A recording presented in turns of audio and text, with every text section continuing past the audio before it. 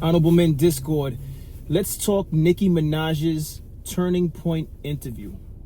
Let's talk about it. How you see yourself is how you perceived. I see a man strong, gifted, head strapping, never down on his knees, begging. Gotta make a way, even in my darkest hour. Say the odds against me was new. I would never cower. As always, welcome back to another episode. If you haven't already, hit that like button, hit that subscribe button. Tell a friend to tell a friend. I drop episodes daily at 5 p.m. Eastern time. And by all means, if you have an opinion, which I'm sure you will have an opinion on this episode, I'll see you in the comment section. So let's get straight to it. It took some time for me to watch some of the takes, some of the clips from the Turning Point interview. Now, I'm going to be honest, I did not see the full interview, but I did not need to see the full interview to form my personal opinion, my personal take on what it is that I saw. All right. Nicki Minaj. And I did two separate episodes on her, right? The first episode I did was when I covered when she, via X, she applauded, she commended the president for publicly denouncing the actions of some in Nigeria against the Christians. All right, that was the first episode I did.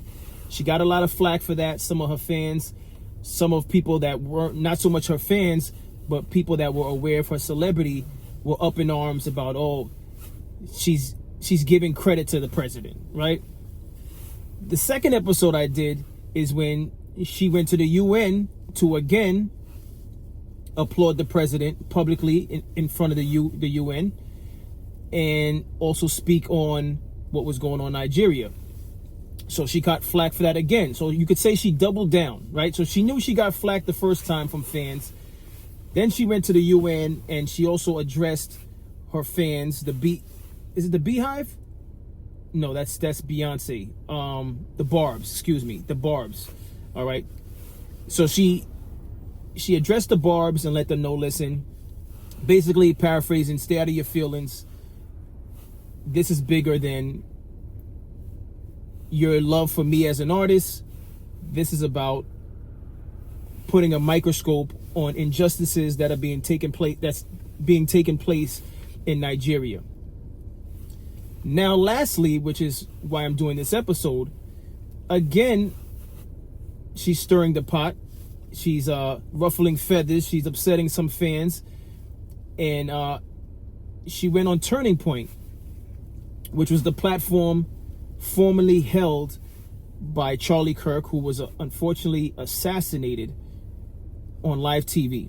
So she arrives on Turning Point, and she received flack for that. But there's so many things I need to address with this. First and foremost, I know the first thing people are going to say is she's an idiot for going on Turning Point because Charlie Kirk, when he was alive, I want to believe on two separate occasions, or maybe more than that, denounced Nicki Minaj. He used her, he referenced her as someone that she did not like in the public's eyes for, I guess, what she represents and the songs that she put out, right? So many people are saying, why would she go on his platform knowing that his platform, when he was alive, said things against her? And I can understand why people would say that. But if you're unfamiliar with Charlie Kirk mentioning Nicki Minaj, let's take a look at this video and we'll talk about it further. Right now, black culture is being held captive by influences, songs, and role models. I mean, Nicki Minaj, Cardi B. Okay, Nicki Minaj is causing dads to leave the home. Hold on a second. I don't think that's a good role model for 18-year-old black girls. I don't think that songs that are talking about, like, glorifying wet female genitalia is exactly, I don't know which one wrote that song. Which one was it? I think it was Ben Shapiro. Yeah, that's right. Yeah, but by the way, the role models of the 1940s and 50s for Black America were completely different. So that was the video of Charlie Kirk basically saying that he didn't agree with Nicki Minaj as a role model. But yet and still, she came on Turning Point to do an interview with his wife, right? Now, there were a lot of things that were said in this Turning Point interview. Now, before I even got a chance to look at clips, I saw reactions of people who were just like, oh, how could she do this? How could she do that? You know, but before I speak on people's reactions, let's take a look at some of the reactions from people, whether known or whether just fans or non-fans. Let's take a look at the reactions and we'll talk about it further.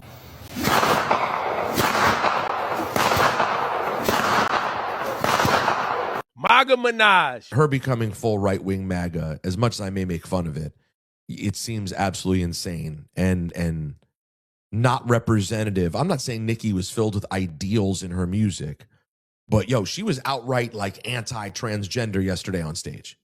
She was like nasty about transgender people. I'm like, like Amber Rose, another person just forgetting who her people were.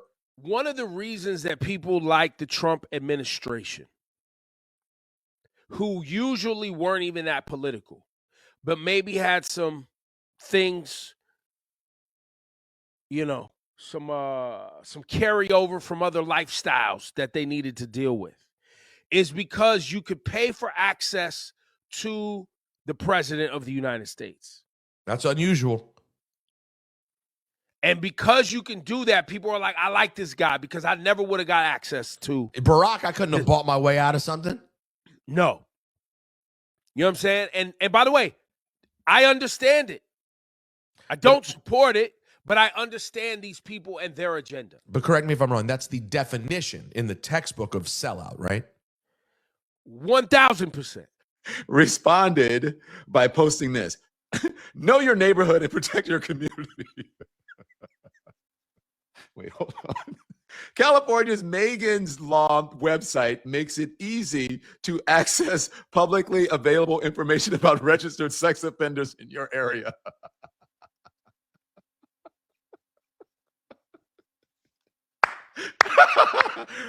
Bravo, press team. Whoever it is that's running his socials and his press, that was pretty amazing. You know why it's amazing?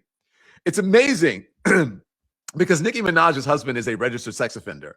And as of September of 2025, his name is Kenneth Petty. He was on supervision, remains on supervised probation. This is according to, I think it's People Magazine, remains on supervised probation for failing to register as a sex offender in California. Additionally, Petty is embroiled in an ongoing civil lawsuit from a woman who he allegedly sexually assaulted in 1994, and then it goes on. Okay, so he is a registered sex offender, and Gavin Newsom's office posted that. Look, nothing funny about being a sex offender, but that was a complete own.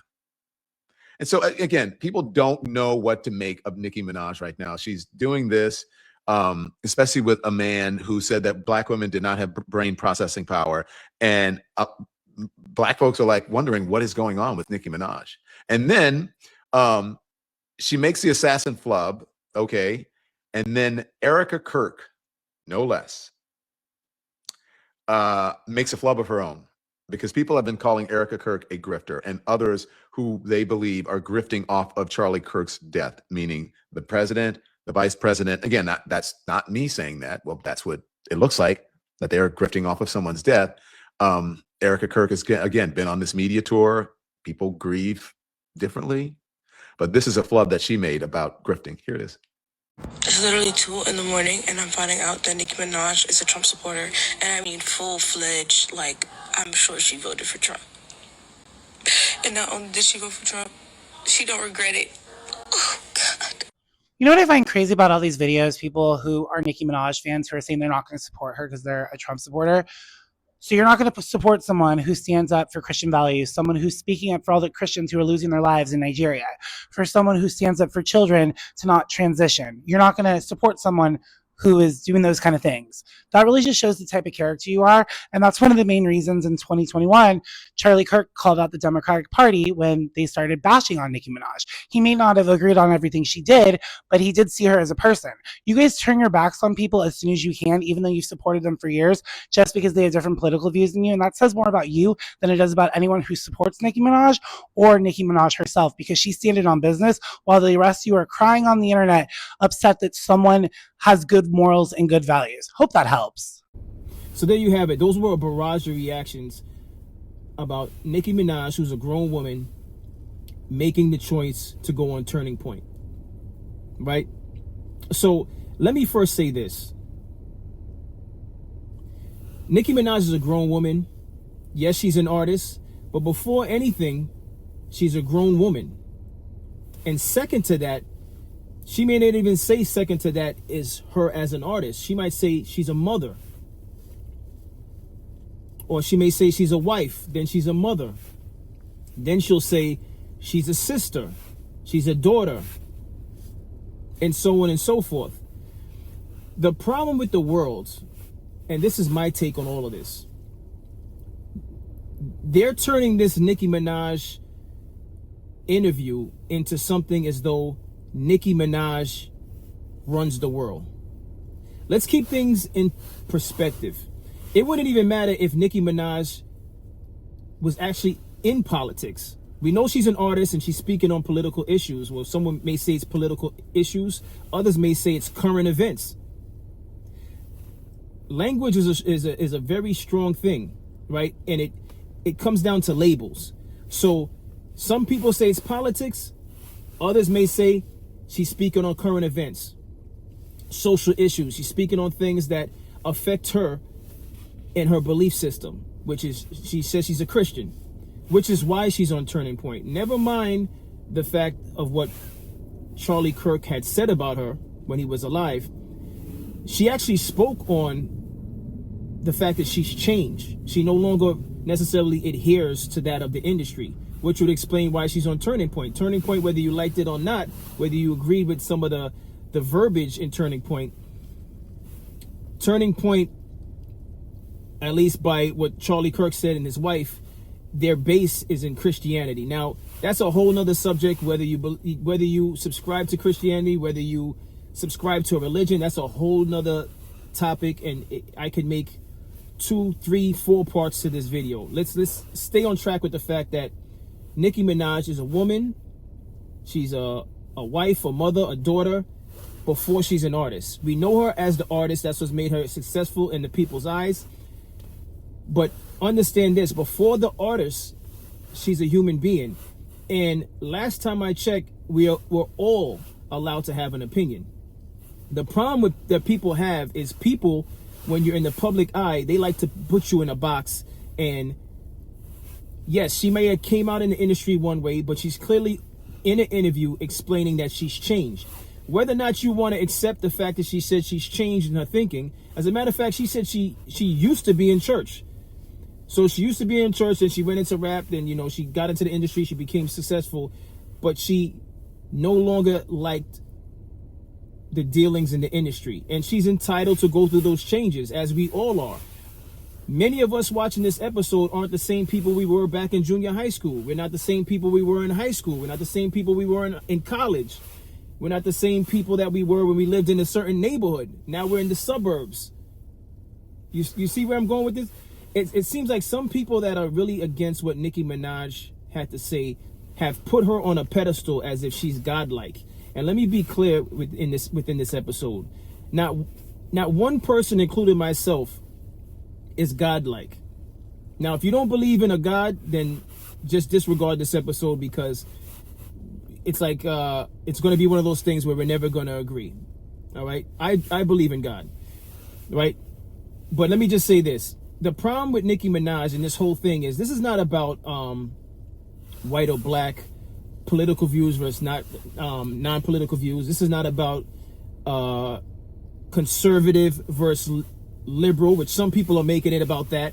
But the real root of the issue, I think, comes from the fact that she's speaking on things from her religious standpoint. And I think that point alone in 2025 ruffles a lot of feathers. Why? Because the majority, what's being promoted on television, what's being promoted in TV series, what's being shown in social media, whether we like to admit it or not, is very divisive, very destructive images, very dark images, very lustful images. And the problem is until we can actually, as a whole, acknowledge it, we're going to continue in situations like this. We're going to be running circles around each other. pointing fingers at individuals that are human just like us, regardless if she's successful or if a person that we like that's a male is successful. They're human beings, which means they're flawed. They're human beings, meaning they go through different growth in life, as we all do. We don't just go through transformations physically. We go from being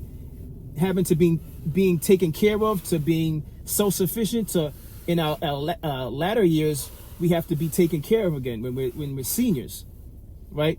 But there's transformation in age, there's transformation in thinking as well.